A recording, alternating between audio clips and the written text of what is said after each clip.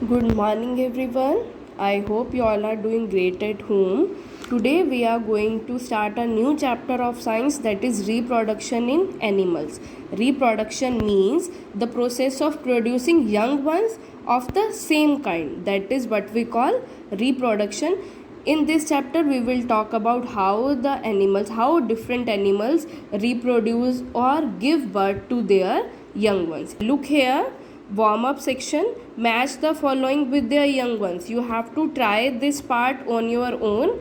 Young ones of different animals, you have to match them. Okay, we all know living things do not live forever. They don't live forever, they die after completing their lifespan is the period of time for which a living things live or expected to live. That is what we call lifespan. So, as we have talked, living things they do not live forever, they die after completing their lifespan. For life to go on earth, living things must produce more of their own kind, and this whole process of producing more of their own kind, this is what we call reproduction. All living organisms which are born, grow, live for a certain period of time and then die. As I have told you, they are the time period for which they live or expected to live, that is what we call lifespan. After completing their lifespan, they die.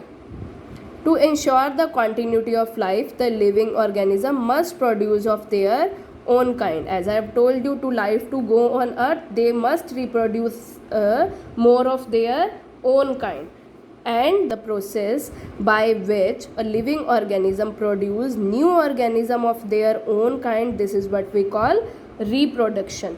Animals reproduce in two ways. They reproduce in two ways. Reproduction by giving birth to the young ones, they give birth to the young ones, and reproduction by laying eggs. They reproduce by laying eggs. Now we will talk about reproduction by giving birth to the young ones. Just like human beings, some animals give birth to the young ones, and those animals which give birth to their young ones and feed them with their milk, they are known as mammals. We humans, we are also mammals. So humans, cat, dog and cow are some examples of mammals because they give birth to their young ones and feed them on their milk. Okay, and they took care of them also. Mammals are most developed animals. Most of them have hairs on their bodies. They take care of their young ones. As I have told you, mammals take care of their young ones. Usually the mother feeds the babies with its milk, clean them and keep them warm. Their young ones resemble to the parents except in size.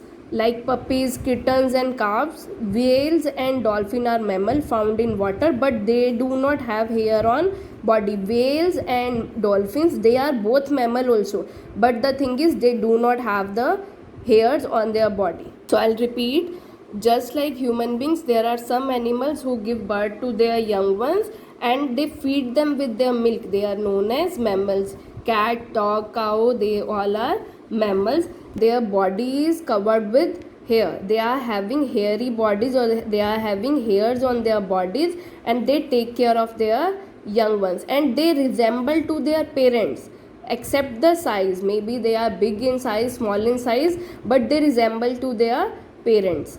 Whales and dolphins, they are also mammal except that they are not having hairs on their body. Okay, tell me the smallest mammal. That is bat. Bat is the smallest mammal. Its body is about only 1 inch and weight about 2 grams. Can you believe it? That is the smallest mammal on the earth. Now next is reproduction by laying eggs. We all have seen birds reproduce by laying eggs. They build their nest to lay eggs. Why do they build their nest? They build their nest to lay eggs. In the same way, reptiles, amphibian, fishes and insects, they also lay eggs. From those eggs, babies hatch out. So an egg of a bird, all the eggs, they are having same internal structure. They all are having same internal structure. The hard layer, the hard protective layer or the outer layer, that is what we call shell.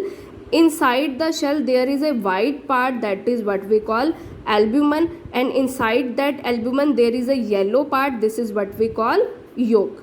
Okay, now this yolk, this yellow part, provide nourishment to growing chick inside the egg. This yellow part provides the nourishment, or we can say it, we all know for growth we all need food, all living things need food. In the same way, the growing chick that takes its food from the yolk. This yellow part, that chick uses yolk as its food inside the egg. Okay, the albumin is rich in protein. This white part that is rich in proteins, the embryo means the growing baby.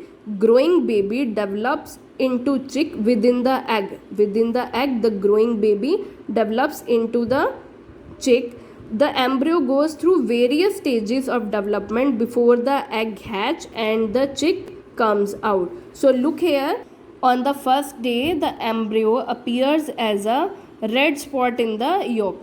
On the 10th day, you can see here clearly the large eyes are seen. Large eyes, you can see them clearly. From 15th to 20th day, wings, legs and all the body parts can be clearly seen. And on the last day, 21st day, the chick comes out of the egg. This embryo will develop only when the egg is kept warm. Keep the egg warm, then only the embryo will develop into chick, and that embryo will take yolk as its food, and the chick comes out of the egg after 21 days. Okay, remember this thing, they will hatch out only when the birds will sit on them, they get the warmth of their parents, warmth of their body of their parents, then only they will hatch out from their egg, and this young chick then grow to become an adult.